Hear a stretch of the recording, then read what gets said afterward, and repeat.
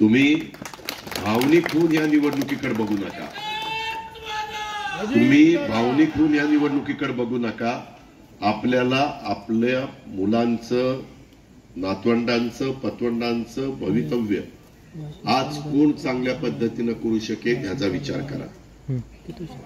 आणि हा विचार केल्यानंतर तुम्ही हाही विचार करा, जसं तुम्ही सैनिक म्हणून लढत असताना तुमचा प्रमुख ह्याचा नेव्हीचा किंवा मिलिटरीचा किंवा एअरफोर्सचा हा तिथं खमक्या असेल तर त्यांच्या लिडरशिप खाली तुम्ही लढता.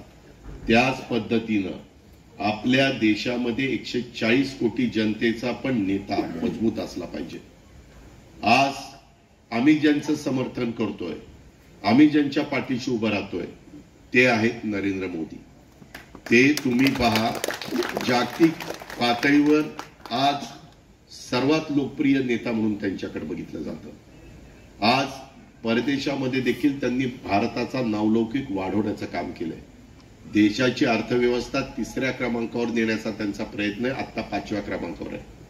ह्या सगळ्या गोष्टी बाबांनो लक्षात घ्या. एकता अर्थव्यवस्था जगामध्ये 3ऱ्या क्रमांकावर गेली तर त्याचा डायरेक्ट इनडायरेक्ट फायदा त्या भारत देशाला, त्या देशाला होत असतो. तो आपल्याला होणार आहे.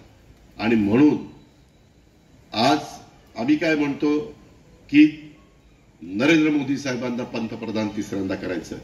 आमचे विरोधक त्यांनी नाव